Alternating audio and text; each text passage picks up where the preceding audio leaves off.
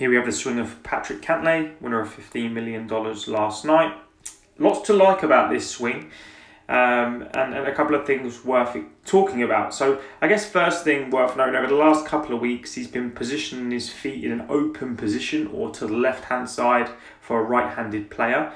But looking at this camera, you can see that he doesn't actually match that with his hip alignment, his forearm alignment, and his shoulder alignment. So he keeps his hips, shoulders, and forearms relatively perpendicular to his target line, and he has his feet in an open position. As he takes the club away to position 2 or the takeaway position, a couple of things to really like here. He keeps the club head slightly outside of the hands, and he doesn't add much in terms of rotation in the forearms or wrists. So the club face alignments and his spine angle or front bend alignments are pretty much perpendicular, which I'm a massive advocate of. As he continues to the top of the backswing, what we know about Patrick Cantlay is a couple of things. So what do we really like? The lead wrist or glove hand is relatively flat or probably slightly into flexion. His club face alignment, if anything, is slightly on the stronger side in relation to his lead forearm. And something a little bit interesting is that his left arm is slightly steeper than what you'd see a lot of players. So we can see that right shoulder start to appear from a down the line perspective.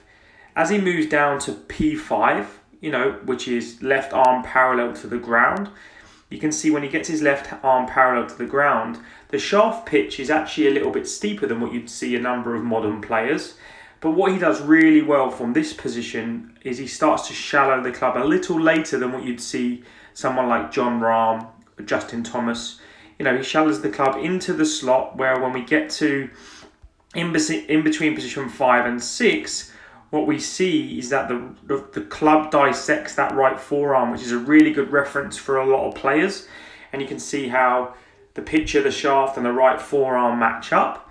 And then when he gets to position 6 or delivery, what I really, really like here is a couple of things. How he keeps the club head behind the hands.